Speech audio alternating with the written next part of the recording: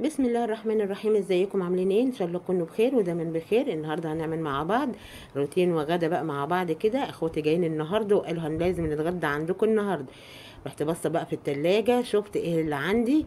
لقيت عندي فرختين كده بسم الله ما شاء الله، وفرختين كده انصاص. قلنا ايه نعملهم مع بعض ونتغدى ونعمل اي حاجه.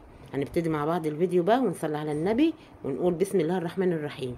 جبت حله بقى كده وحطينا غسلنا الفراخ كويس وايه. طبعا انت بتبقى عامله حسابك في اي وقت ممكن يجيلك اي حد. كده طلعنا الفراخ وشهدناهم. معايا فرختين كاملين وفرختين انصوص. هنحطهم كده بقى مع بعض في الحله بعد ما غسلناهم وشهدناهم كويس قوي. هنحط بهاراتنا، بهارات الشوربه. طبعا هنحط ورق لورا، هنحط فلفل اسمر، هنحط ايه السبع بهارات اللي هم تحويجه الشوربه. احنا عندنا في بلدنا احنا بنعمل تحويجه الشوربه عند الايه اللي بيبيع الحاجات دي.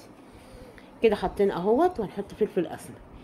شايفين يا جماعه؟ هنعملها الاكل غدا سريع كده بكل سهوله. اللهم صل وسلم وبارك على سيدنا محمد. شايفين؟ ما تنسوناش بقى في اللايك والشير والاشتراك في القناه يا جماعه.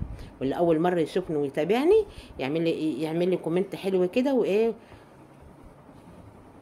ويشترك معايا في القناه. كده بقى جبت اللوبيا نقعتها طبعا ورحت سلقاها نص سلقه كده تطلع الريم بتاعها. الريم الابيض ده هو ده اللي بيعمل ايه وجع في البطن وانتفاخ. فاحنا ايه لازم تسلقيها نص سلقه كده وبعدين تشطفيها كويس قوي. ويلا بقى على البوتاجاز نعمل ايه التسبيكه الحلوه بتاعتنا. جبنا حله على البوتاجاز كده، حطينا فيها معلقه من الزيت.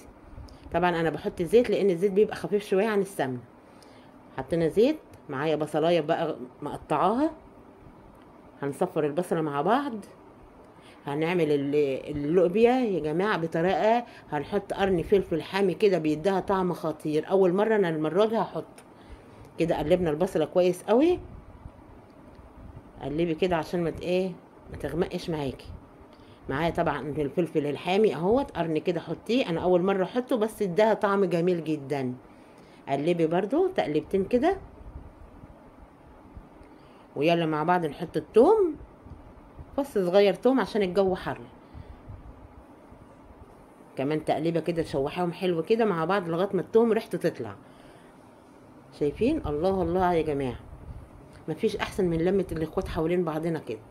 طبعا هنحط السبع بهارات دي تحويجه برضو عاملينها. هنحط الملح. قلبي برضو تقليبه حلوه كده. البهارات ريحتها تطلع معاكي كده. وطبعا الطماطم احنا عاملين الصلصه بتاعتنا في البيت. هنحط الطماطم اهوت. انا الطماطم دي بجيبها بالاسبوع، اجيبها اضربها واسويها واصفيها كده من البذر والقشر بتاعها واحطها في التلاجة للاستعمال على طول. وطبعا ما بتاخدش معايا وقت في السوا.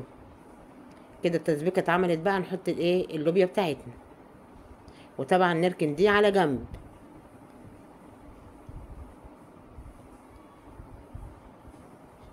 طبعا مش هنسقي اللوبيا شوربه، لانك لو سقيت اللوبيا شوربه من بتاعه الفراخ او اللحمه الشوربه بتبيض.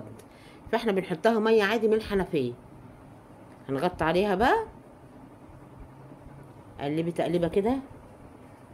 هنحط مكعب شوربه عشان احنا مش حاطين شوربه من بتاعه الفراخ. هنحط مكعب شوربه يديها طعم حلو. كده هنركن بقى ونعمل معانا الرز. جبنا رز اهوت. هنعمل الرز حبه بحبه، يعني حبه وحبه. ده بيبقى طعمه حلو عن الرز ابو شعريه اللي انت بتحمري الشعريه بتاعته وتحط الرز عليه. ده بيبقى طعمه احلى كمان. صفر الرز كده لغايه ما يصفر لونه. شايفين لونه؟ هنحط الشعريه بقى.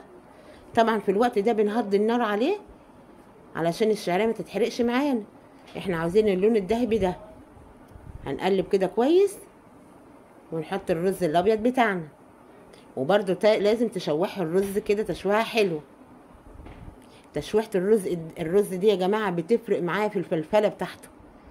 لازم شوحيه حلو كده هيطلع معاك مفلفل. لو سقيت الرز على طول من غير ما تشوحيه كده وينشف ميه الرز الابيض ده مش هيطلع معاكي حلو.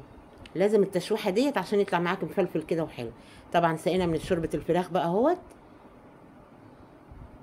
هنقلبه بقى ونحدقه ونغطي عليه. قلبي كويس قوي كده من فوق لتحت كده، قلبي وغطي عليه. يلا بقى مع بعض بنفرم الثوم عشان نعمل الملوخيه بتاعتنا العسل. طبعا معايا حتتين من الدهن على معلقه من السمنه. هنحط بقى فصين الثوم اللي احنا دقيناهم، لازم تشوحوها كويس قوي كده. الثوم ما يغمقش معانا يا جماعه، الثوم يصفر بس لغايه ما ريحته ما تطلع، انما تغمقيه هيمرر معاك الملوخيه.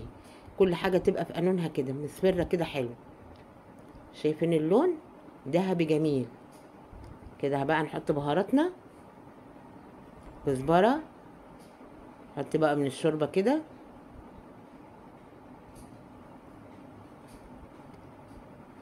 دوقي طبعا الشوربه كده، وحط طبعا مكعب شوربه، وقلبي كده وسيبها تغلي. غطي عليها بقى وسيبها تغلي. هنشيلها بقى في الجنب كده برده معلقه من السمنه وفصين توم. دي الطشه بقى اللي هنعملها، خليها على جنب. وجبنا الملوخيه بقى بعد ما الشوربه ما غليت، حطينا الملوخيه احنا مخرطينها. وعلى فكره تخريط الملوخيه على ايدينا بالمخرطه احسن من تخريطها في الكبه، وديت حاجه يعني انا واثقه منها. اما بتخرطها في الكبه ما بتطلعش حلوه زي ما تكوني انت بتخرطها بالمخرطه على ايدك كده. كده طبعا الملوخيه بقى غليت معايا اهوت، ودي الطشه بتاعتنا. شايفين يا جماعه الملوخيه شكلها تحفه. قلبي كده، ريحه وطعم بقى ما اقولكيش.